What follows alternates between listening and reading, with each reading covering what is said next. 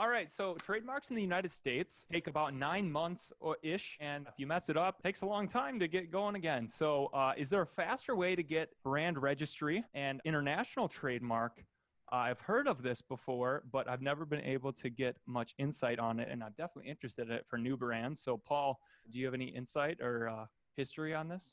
Yeah, I mean, unfortunately, as far as getting trademarks faster, I feel like that ship has sailed. It used to be you could go to the UK, get a trademark, Amazon respect it, and you might actually be able to if you sell your product in the UK. There's sometimes Amazon will respect it, but it's sort of a known loop workaround. Oh, no, the loophole's gone. Yeah, it's kind of fizzled out. They've caught up to that. So if you're a trademark in the UK, but you're trying to sell in the US and use brand registry from the UK, it doesn't work. But it does bring up a good point about trademarks. People like, I filed a trademark in the US and I filed in China. There's something called the Madrid Protocol. I don't think people really understand what that is. It's basically like a treaty among the countries. And basically, it's a single application you can file within 1 year of filing your original trademark application. I believe that's right. Remember, I'm not the trademark lawyer with all the dates, but you have a very limited time to file the Madrid Protocol application. And basically, what you get is a trademark in all the member countries at once. So, I know there are people out there like to say it's not as good, but, we've spoken extensively with IP lawyers and we've been through this debate. And to be honest with you, it's like you're getting your trademark registered in all of these different countries, including China, European trademarks. You get all with one application. It makes absolutely perfect sense. People should be filing Madrid Protocol applications with their trademark applications in the US. Don't miss that deadline. Otherwise, it doesn't mean you can't get your trademark registered in other countries, but you have to go country. So why not take advantage of this treaty opportunity of using the Madrid Protocol application? Well, thanks for informing us. What about a state trademark? No, it's No? a state trademark? Yes, you can get state trademarks in some states in like 2 to 4 weeks. I've heard. Never heard of that. That is Well, I've read it, and legally, it's like, I don't know if anybody's tried it, but when reading the law, I was like, this might be of interest. Technically, a U.S. trademark. It's not federal, but I don't know. That's a great question. So I'm going to come back to you with that because I've never been asked about a state trademark before, and I should know the answer to that, but I'm not the IP guy. We have an IP lawyer that used to work for Bill Gates at Microsoft, who's a much more brilliant IP lawyer than, I don't even call myself an IP lawyer, but what I go from is when I need weapons to take people down on Amazon, when I need a way to get bad people off the Amazon website, I got to have those tools. That's what I'm going on. But I've never heard of a state trademark. But you have now stumped me. I don't know. I read every legal document. I should get my law degree at some point. I guess so. I seriously, I know we've had some great offline conversations. I just, pierced the fourth wall there. And yes, you have met a lawyer that doesn't know everything. I know there's a lot of lawyers nobody knows everything. Everybody thinks we're bulletproof and we know everything. But yes, there are some lawyers who don't know everything. I guess I've proven to be one of those. I've never heard of a straight trademark. That's fit. Yeah. It's well, I'm always looking for loopholes. That's what I am good at finding. I love loopholes. That's why I was a tax lawyer. That's what we do. The tax law is the game of loopholes. It's just knowing when not crossing the line. I grew up on loopholes. I had the best mileage scam when I was 18 years old. What, get reimbursed from a company or something? Yeah, you might know this one. When you're in college, you can get like a credit card for like 20 grand. They don't care. So I'd go to like Costco and buy like a $5,000 ring and then turn around and return it. And then use the bank card as the returning card. And they never cared. Oh, they would let you refund on a different. Oh, yeah, they never checked. Statute of limitations are run on this, guys. That's a long time ago. This is when I lacked ethical, What is statute of limitations? Yeah, the statute of limitations is just the amount of time that, between an event and basically it's legal rights. So in a tax matter, if you do something wrong, the statute of limitations for like the IRS to come after you is typically 3 years. It can be 6 if it's substantially overstated. That means that, after 6 years, the issue's been put to bed. So if you cheated on your taxes, 6 years ago, congratulations, you might have gotten away with something.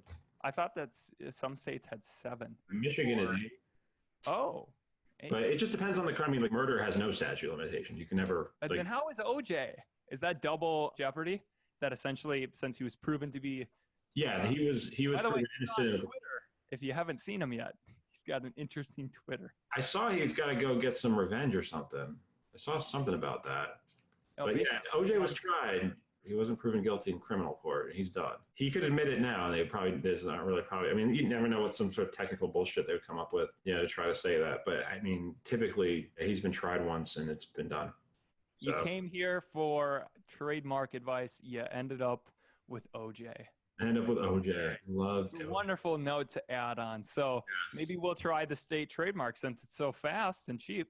Yeah, I would love to see how Amazon. I'm pretty sure Amazon's rules are require a registered USPTO. Have you tried to like? Especially if we did it in their home state where they're registered. Maybe certain states have different laws. Maybe there's one state that's got like this, like some precedent set somewhere, you know? Yeah, I mean, I'm trying to think if it's like for purposes of like DBA and doing business and registering your business name. Like, it's astoundingly fascinating to me that I don't know about state trademarks. Wow. Okay. Yeah. Like, looks like you can get a state trademark for $50 to $150. This might be worth a test looking at this. I am going to go learn everything I can learn about state trademarks and find out. I'm fascinated right now. I am totally fascinated by this conversation. I want to know all about what a state trademark is. It's fascinating, but I wouldn't hold my breath. Yeah. It says obtaining a federal trademark may take 9 to 16 months, whereas the state registration is quicker, sometimes only taking a few weeks, and is less complicated and less costly.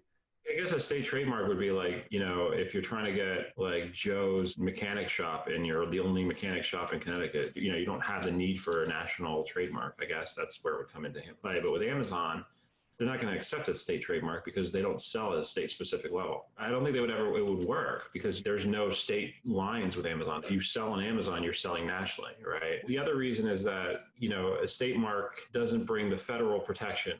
Brand registry, the whole idea, right, is it's protecting Amazon too, making sure they're dealing with the right people. Yeah. And they want to know who the rights owners are. If I claim to be the rights owner in the state of Connecticut for Apple, stores or something like that, I don't think Amazon cares, because they know that there's an Apple computers at a national level, and that's always going to trump the state, if that makes sense. It'll never matter what one state thinks because they're never selling in that one state. So the federal could trump it. They're not saying any individual state, but at the end of the day, if they're infringing upon state law, is that still relevant though? There's state courts. Like, if they're infringing in that state, could you not file with now that state, the legal jurisdiction in that state, and say, hey, in the law of the land here, Amazon is breaking these rights that I have, and we're trying to defend ourselves in this state, and Amazon is breaking the law, or not? I don't know. I could make an argument. I don't know if I'd win.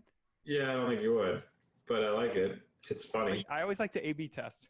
Yeah, A/B test some state trade. Why don't we do this? Why don't we file some state trademarks and just see what happens?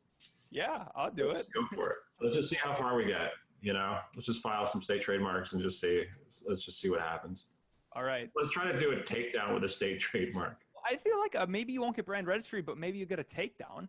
Which is what Amazon requires when you take someone down. But why is that? Is that's only because they could get sued at a federal level? But would they not still have liability from a state?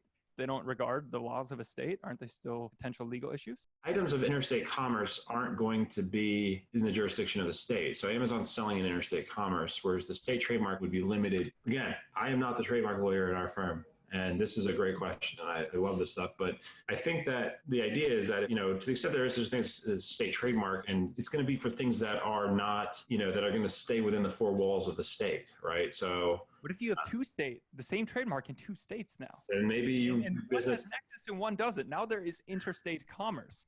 Right. I think of a state trademark as something like Burger Barn, the Connecticut Burger Barn, and maybe you have a Rhode Island Burger Barn.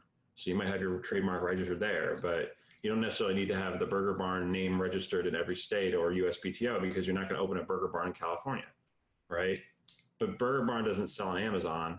They don't sell in interstate commerce in that way. Like, they're still selling in a local capacity. You know what I mean? If they want. Yeah, but now if I claim to be Burger Barn and selling into that state, but now does Burger Barn not have the ability to protect themselves in their home state?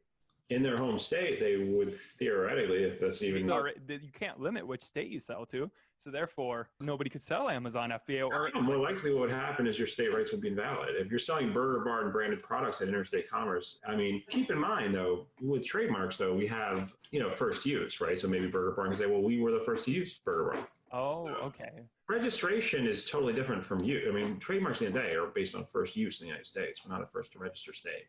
Interesting. They still make an argument, but I mean, it is a fascinating discussion. This is like one of those archaic things that I honestly don't know who uses local trademark registration system. I don't even know you can do it. Maybe we'll bring a new market to it. But bring in, you know what? We'll have to bring in Vern or Jeff and have them talk to you guys about state trademarks. I'm going to go back to them and say, guys, you got to come on with Brock and have a conversation because I got stumped today. I am totally embarrassed. Like, I got totally stumped today. I was not expecting that. Yes, lawyers can get stumped. I know.